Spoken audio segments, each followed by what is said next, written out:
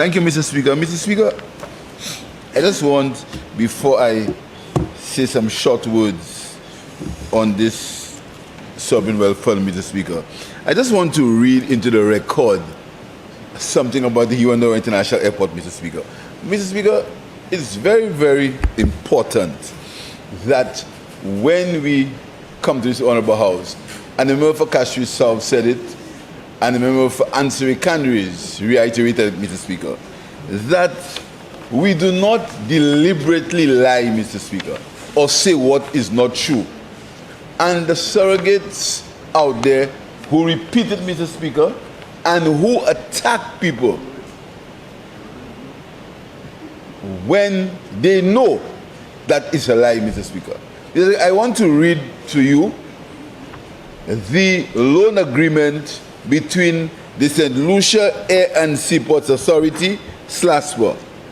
The loan agreement number is 60222-46001 with the Export-Import Bank of the Republic of China, Taiwan, hereafter the lender, in the maximum aggregate principal amount of 100 million United States dollars for the exclusive purpose of constructing the Hiwandora International Reconstruction Project, hereafter the project, and guaranteed by the government of St. Lucia, hereafter the government, by virtue of a resolution of St. Lucia's Parliament passed as statutory instrument number 129 of 2018, dated 31st December 2018.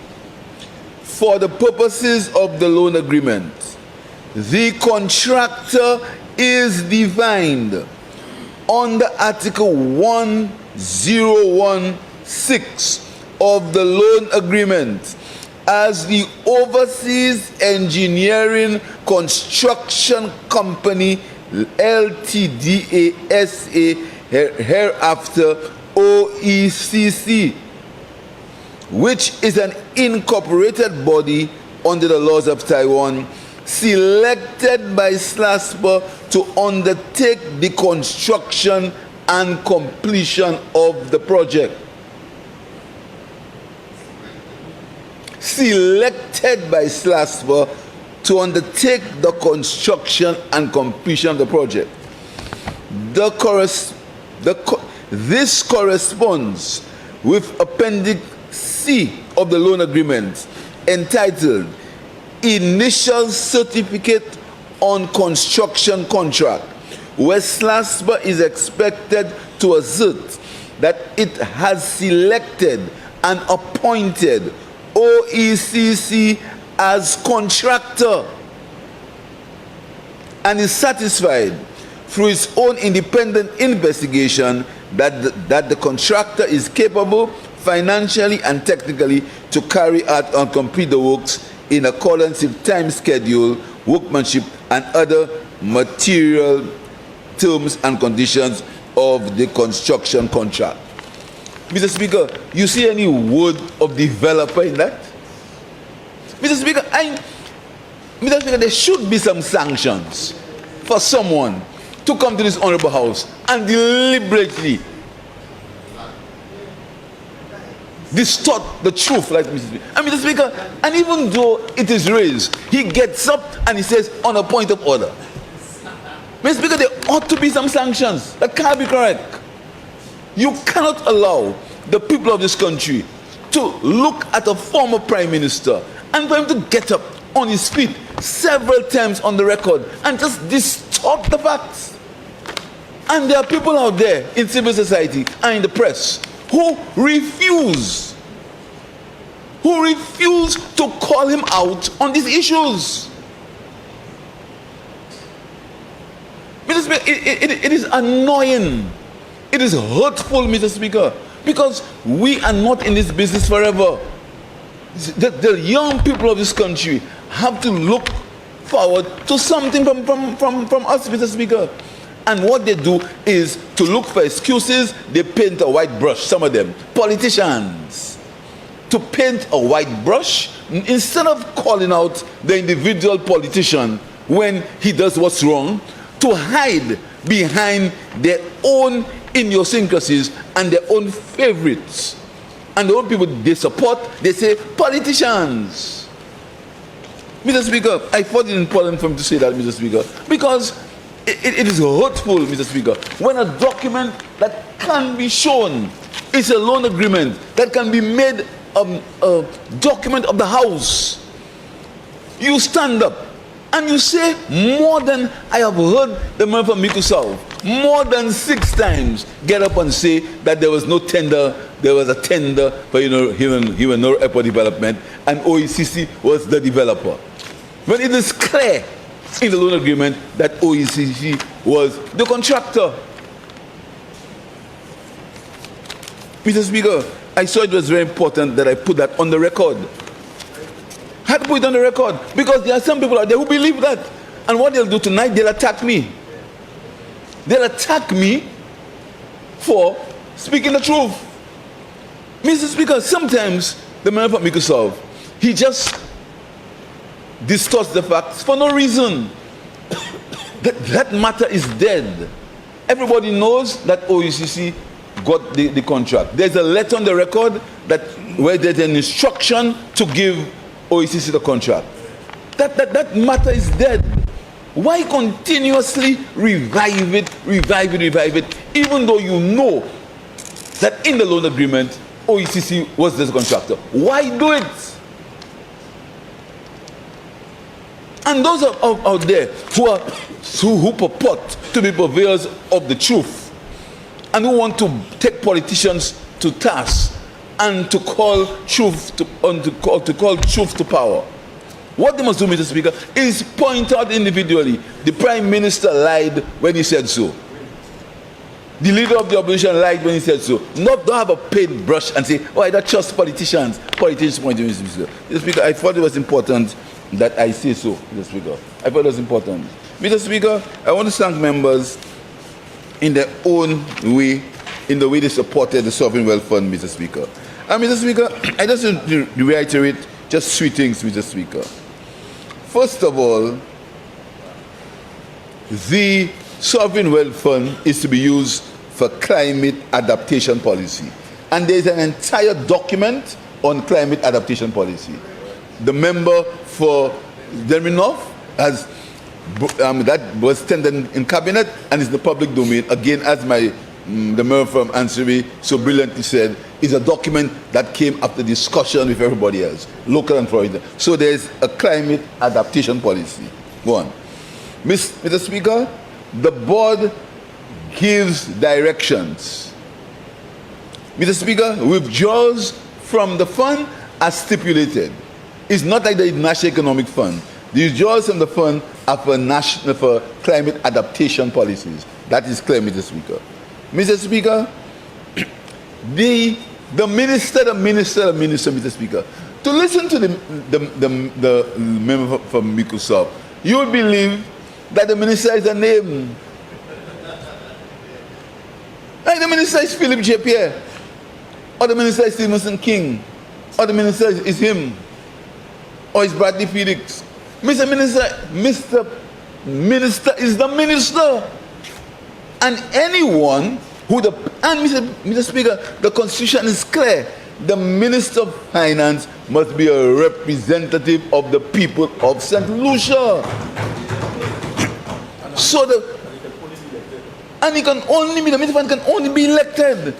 So it is clear, Mr. Speaker, the Minister of Finance can only be elected. So when he the minister, as if the minister is me. Mr. Speaker, it shows a carelessness, it shows a disregard, it shows a deep-seated resentment for the people of St. Lucia and the people who were chosen by the people of St. Lucia to represent the people of St. Lucia. That's what it shows. A deep resentment, Mr. Speaker. A resentment, even based on almost a hatred. The minister, as if we are not capable and we should not be doing that. That's what it is. Because the minister is not a name. The minister is a function. It's a minister is a person that's put there by the people. And the people are never wrong. And when the people decide, you have to accept what the people decide. Very simple. So, Mr. Speaker, when as if the minister is sort of a bad word. The minister means the minister. But one day, he was the minister too. And who knows? Mr. Speaker, the custodian. Again, Mr. Speaker, deliberately misleading the House, Mr. Speaker. The custodian, I'm going to end very shortly. The AG has to leave, Mr. Speaker. Can I reach your right?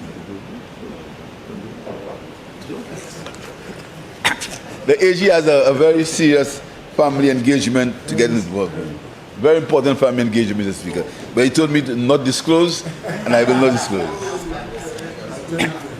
I know. Mr. Speaker, he speaks about the custodian. Mr. Speaker, refuses to read lower down the bill. Refuses. And that's why I tell the people of St. Lucia, you must read, listen, do what anybody tells you, including what I tell you. Fact check it. He does not read the rest. Here's what he said, Mr. Speaker. The functions of the custodian appointed under subsection 1. First of all, the appointment. The board shall, on the advice of the Minister of Cabinet, or the Minister, on the advice of the Minister and Cabinet. Never said so.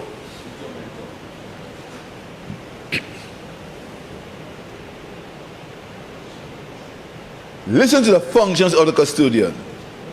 Mr. Speaker, I just want to dive a little bit. Members of the board, Mr. Speaker, it's possible that we could have put in legislation somebody like the Director of Finance as a member of the board. It's possible.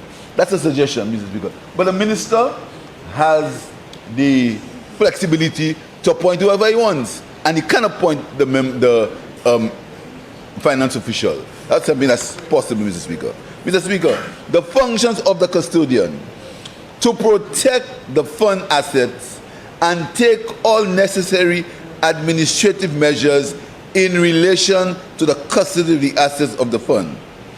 Maintain internal control systems and records that clearly identify the nature and value of the assets of the fund and cash, the ownership of each asset and cash, and the place where documents of title pertaining to each asset are kept.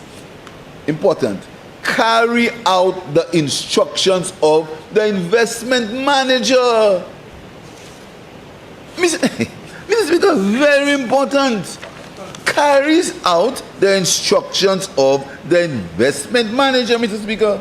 Mr. Speaker, the custodian, Mr. Speaker, they do not make investment decisions. They do not. Investment, they have it in custody. They do not make investment decisions. Investment decisions are made by the minister, Mr. Speaker. And investment decisions, Mr. Speaker, are made by the investment manager. Sorry. And Mr. Speaker, and it's clear also that it says that both the fund and the board must be audited. And we've added another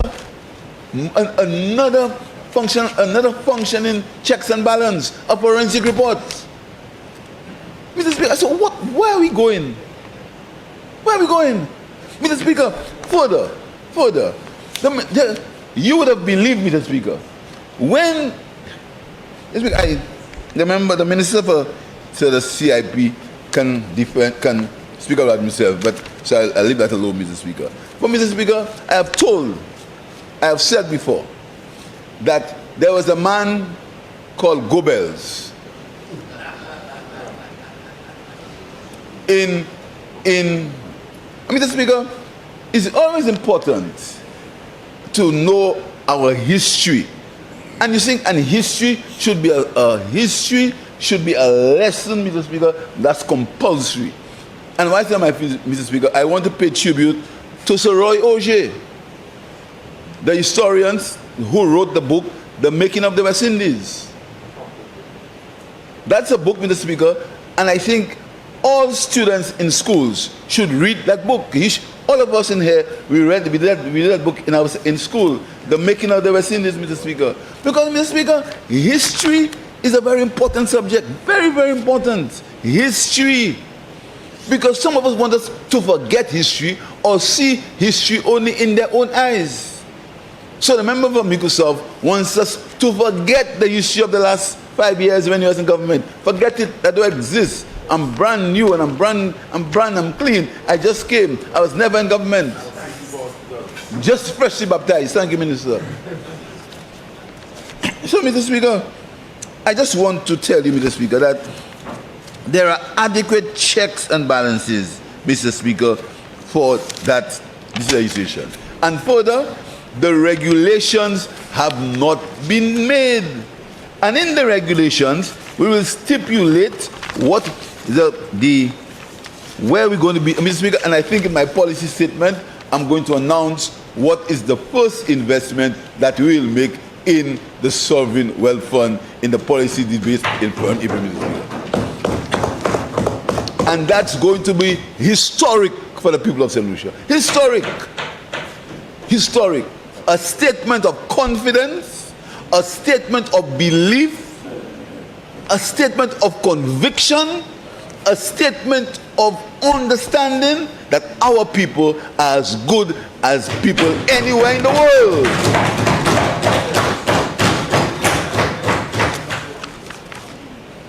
Stop demeaning our people. Stop demeaning them. Stop respect them. Stop treating them as if they are second-class citizens. That they have wrong choices. That they can't make their choices. Stop attacking our doctors. Stop attacking our nurses. Stop attacking our policemen. Stop attacking us as if we are people who have no history. We are the children of George Charles and John Compton. Stop it. Stop doing that. For your own political reason, Mr. Speaker. Mr. Speaker, it hurts me when I see a people who try, who aspire, a few of us, a few people, Mr. Speaker. And what we do, we denigrate crime, crime, crime. As if this country is riddled. Of course, we have a problem. But let's get together and solve it. Let's work on it, Mr. Speaker. Let's stop making the world believe. Mr. Speaker, there was a group of people, and I know, who were posting on social media any attack against tourists. They were making it go viral. They were boosting it, Mr. Speaker, just to destroy the economy, just to destroy St. Lucia because you're not in government. Stop it. Stop it. Mr. Speaker, it's hurtful. It is hurtful because I see the hundreds of conscientious people, teachers who leave home every day and go and teach our students. Policemen who put their life at risk and go and protect our people. Nurses and doctors who work under less than perfect conditions to help our people. I see hardworking civil servants going to work every day. I see vendors hustling to sell something. I see farmers planting crops to sell. I see the essence of solution in these people. I see young people going to the youth economy, trying to get money to protect their business. I see them. I see hope. I see belief. I see conviction, Mr. Speaker. I don't see denigration. I don't see attacking. I don't see calling people names. That's not what I see, Mr. Speaker. And I see the purpose when they go to the youth economy. And to encourage somebody to destroy the youth economy is an act act against the state.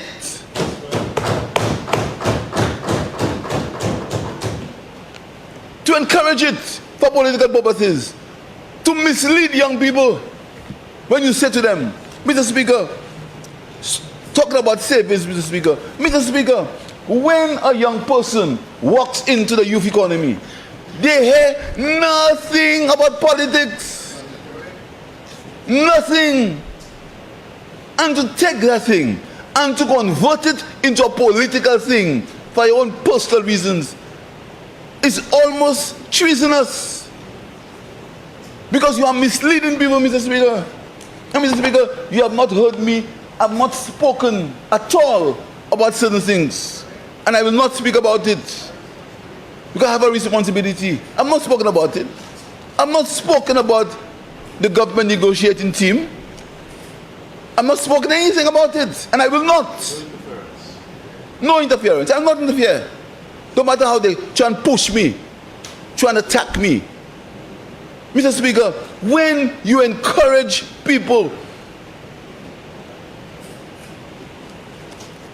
wouldn't say it, Mr. Speaker, I have a greater responsibility, Mr. Speaker. But Mr. Speaker, this situation in this country, where every day is a different lie, try to disrupt correspondent banking, just because for your... Mr. Speaker, you know what correspondent banking means? You want to disrupt it. Mr. Speaker, remember for sure there's a banker. There are countries in the region where the country had to put US dollars in a plane and bring it to Miami. Because they lost correspondent banking status. They had to put it in a plane and take it to Miami.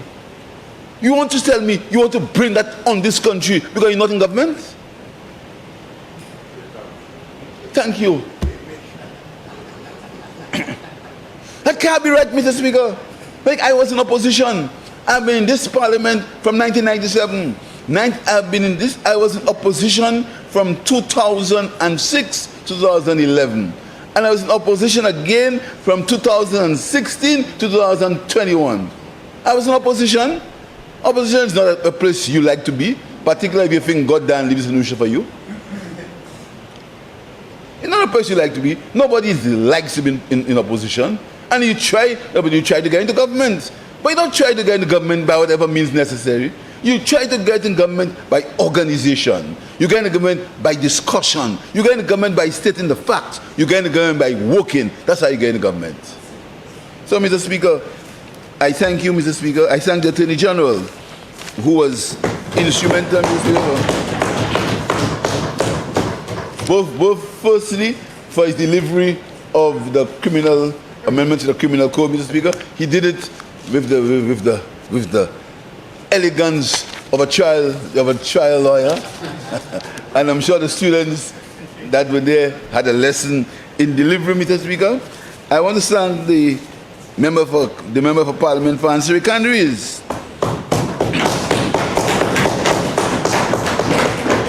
You see, Mr. Speaker, the member of Parliament for answering candidates has been vilified. He has been taken as a lost cause. I heard somebody say the other day, I saw them in my constituency. I saw them in my constituency. That's the parliamentary rep. He's the parliamentary rep. It's his constituency. But that's how they are. So, Mr. Speaker, so I want to thank the member of Parliament for answering candidates. I want to thank the officials of the Ministry of Finance. I want to thank them, Mr. Speaker. I want to, because last night, after we discussed the bill of them, last night we were in the cabinet till 10:30. Further refining, because, Mr. Speaker, that's how we operate. We operate like men and women of purpose. We don't sit in the parliament and plan how to attack people. We don't sit in the parliament and plan how to make people cry. We don't sit in the parliament and attack people's children. We don't sit in the parliament and say who to give this and who to give that. or to promote here, or to not promote here. That's what we do in the cabinet. We sit in the cabinet and discuss the issues as they relate to the people of this country. And this bill, Mr. Speaker, this bill comes out of an abundance of discussion and the hard work with the Speaker. So I want to thank everyone. I want to say that is a new beginning for St. Lucia. And I'm very proud that the men and women in this house, when our grandchildren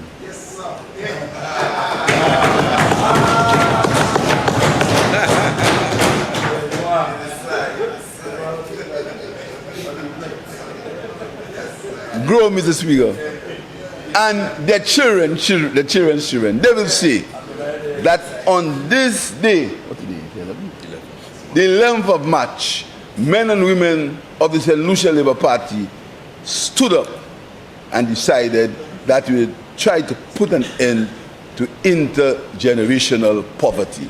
I thank you, Mr. Speaker.